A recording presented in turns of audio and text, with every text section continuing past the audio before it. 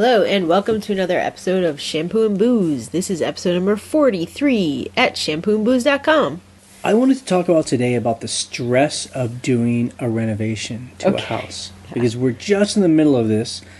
And you'll see photos of kind of the updates of what this house that we're redoing is like. We tore off the front face and... I mean, that was a project for sure. And there's even a video where you see all the wood, the beams come off. Yeah.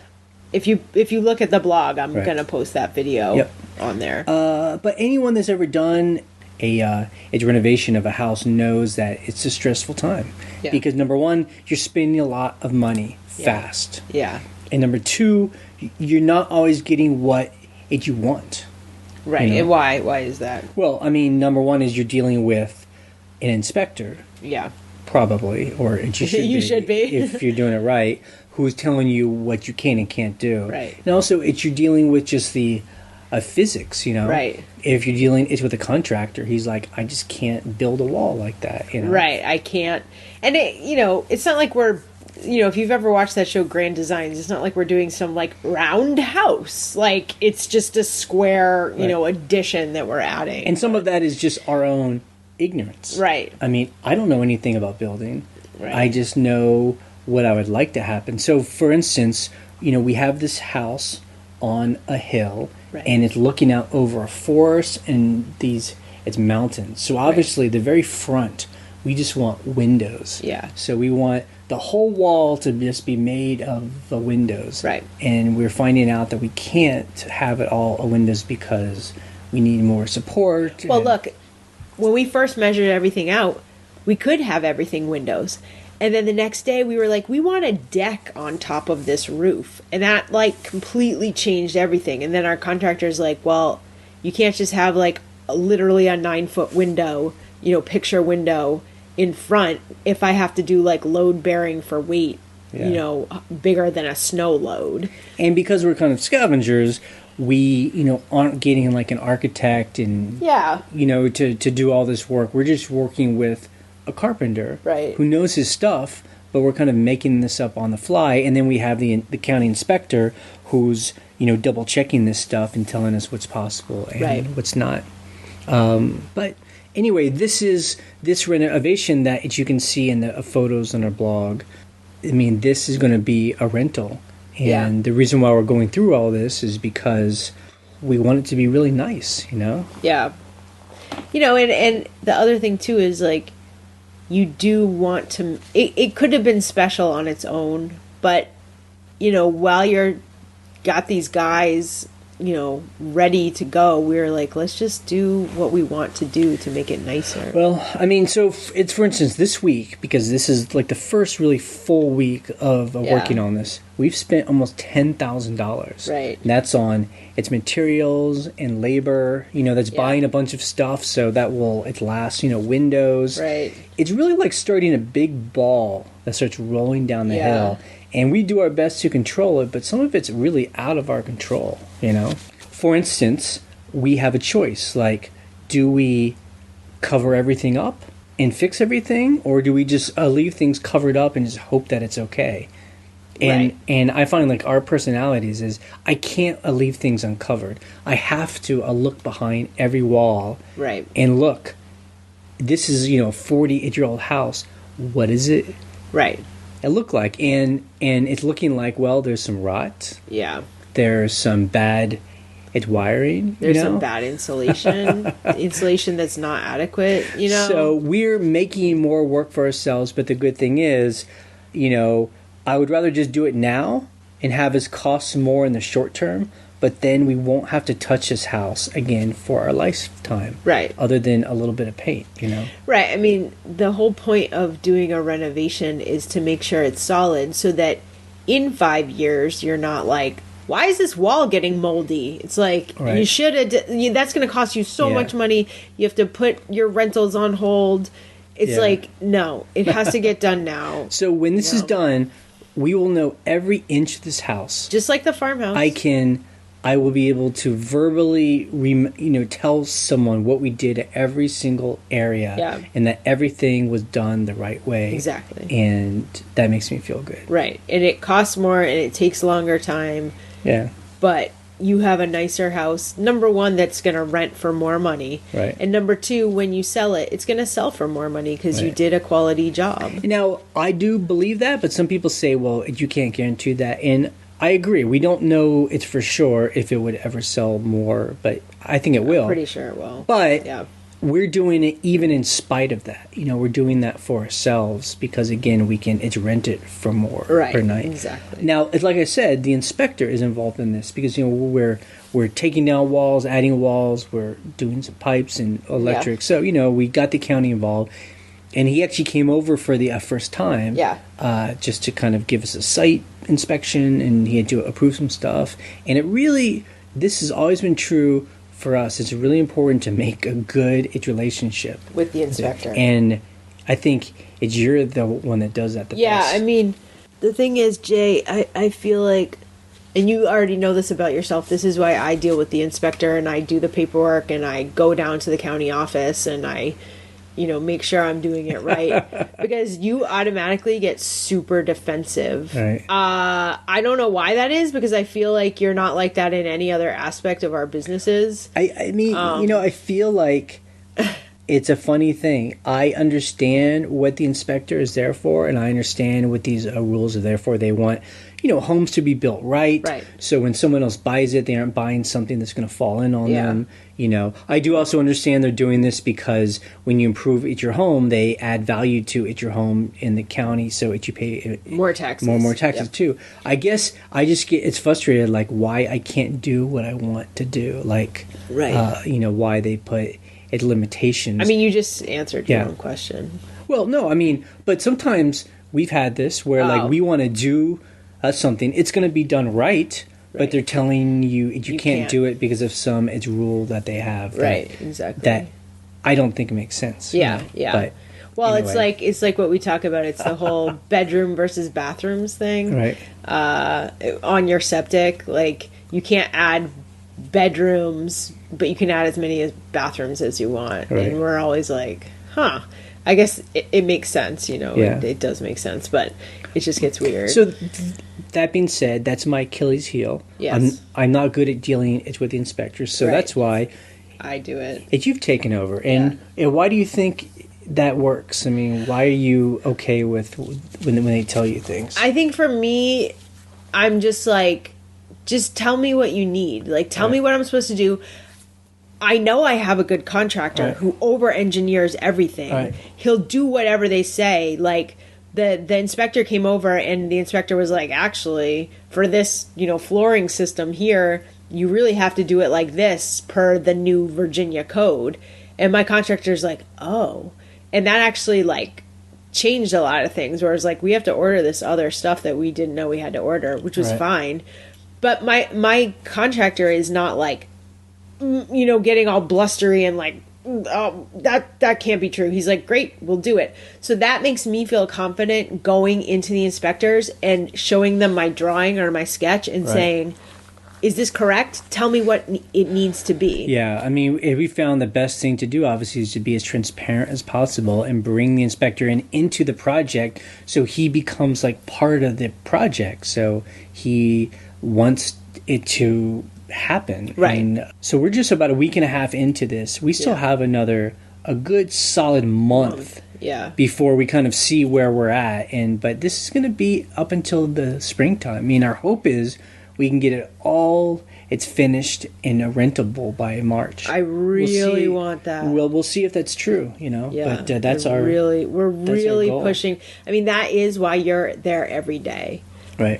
Because you need to keep them focused. They're good. They're amazing at their jobs, but it's very good that, number one, you're keeping them focused, and number two, you know exactly what's going on every single day. And, they'll have, because we don't have architect's plans, this is all just made up stuff, and we've done some sketches ourselves, but, it's like a kid doing a sketch. It's just a drawing. There are just so many times throughout the day where they have a question, where a choice needs to be made, and if one of us weren't there, it would take so much longer to get things done. I'm there. Exactly. I'm like, let's just do it. You call me, you ask me, we talk about it. We say yes or no, you know, and that's huge.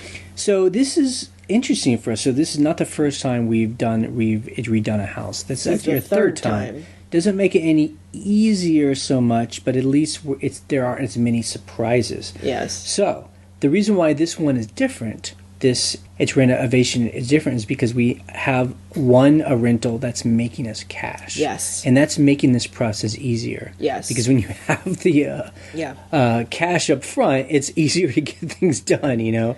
Just throw money at the problems, you know. Well, also, like, for when we renovated the farmhouse, we didn't have any upfront money. I mean, we were paying week to week what we were making. I mean, we were making money and we were paying it to our contractor. Right. That was how it was going. That's why it took 3 years. And just so people that might not know our other businesses, we sell things on eBay. Yeah. We scavenge things out in, you know, antiques, shoes, coats, artwork, whatever. rugs. We can get cheap and we sell on eBay. And that was the engine that helped us redo our first place, this farmhouse. So now this farmhouse is now making us cash, and that's helping us pay for this. So we've had actually a great... It's month. What's interesting, though, it's hunting. It's the time when people go hunting right now. And we have neighbors along the gravel road that goes to our farmhouse. And this guy, you know, they're, country people. Right. He is skinning his deer in his front yard. Right in his front yard, you know. The deer is headless. Yeah, right? Of course. It's upside down natural. On a tripod. So it's funny to me. It's very normal and it's natural. It's just the way it works. But, you know, we have people mainly who come and stay from the urban areas, like the suburbs and D.C. And I know that they're driving past and it's like they're thinking, this is like Deliverance. It's like Deliverance. Like, there's this bloody carcass. And the funny thing is, it's this guy. He's a cool guy. Yeah, like, he's a great guy. We met him and he's like... Surprisingly, I will say this. I'm not saying like, whatever, but he has signs for Hillary Clinton in his yard. Yep. So you're like, this is so confusing, right. It's it's not your typical idea of it. Right. But we haven't had anyone complain about it, and I'm hoping that guests just see it as local color. Exactly. Like that's how people eat meat. That's what happens when you want to eat meat. Like when you eat a hamburger. Yep. That's what it looks like, only it's a different animal. Yep. So I hope that people are...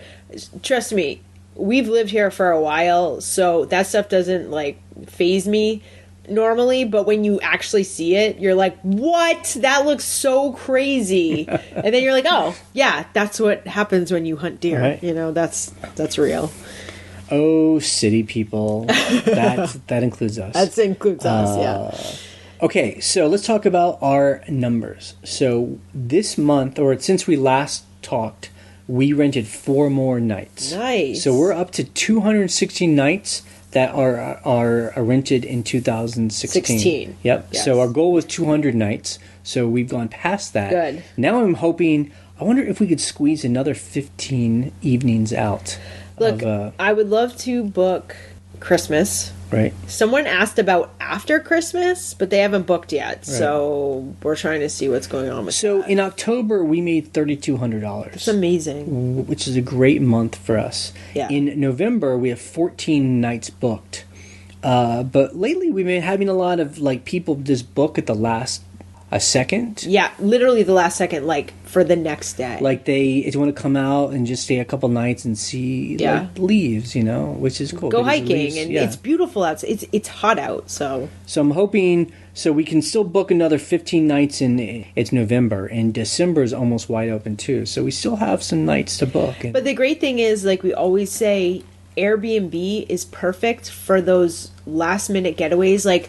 We had a couple this week book for the next day for 2 weeknights.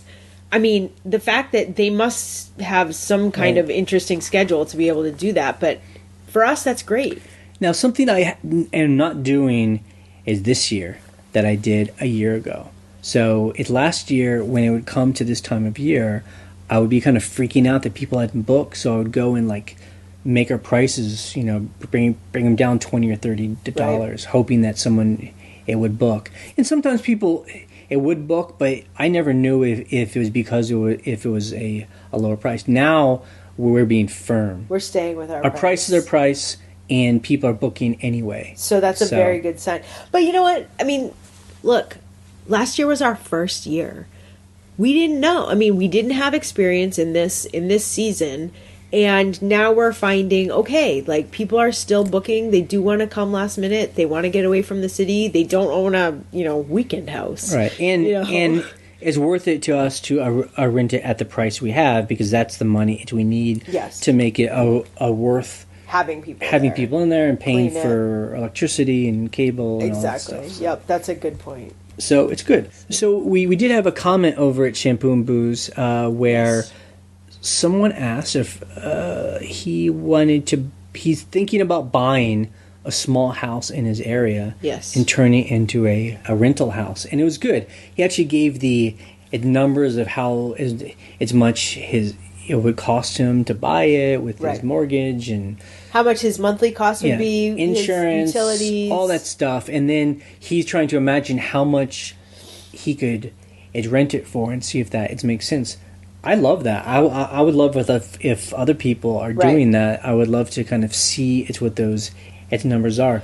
My answer was, I'm sure he's done this, but my answer is go to Airbnb and put your town in or a zip code and see, are other people doing this? Right. And see how the market is. That's a great thing about Airbnb. You can see people's calendars. It's completely transparent. Look, you can see their calendars. You can see their rates. You can also see what their places are like. Right. Like, here's the deal. He was saying, I think I could get $100 a night. Now, that seems a little low for me for, like, a full house, like a 2-3 bedroom. I think it was 3 bedroom. But the great thing is, if you have a nicer rental, if your design is nice, it's more comfortable, you have better amenities, you can get a higher price than the other people in your area. No doubt. So that's the beautiful thing about Airbnb. See how much people are charging, see what their photos look like and what their house looks like, and see their rates and see their calendar. How much are they booked? Are they booked now?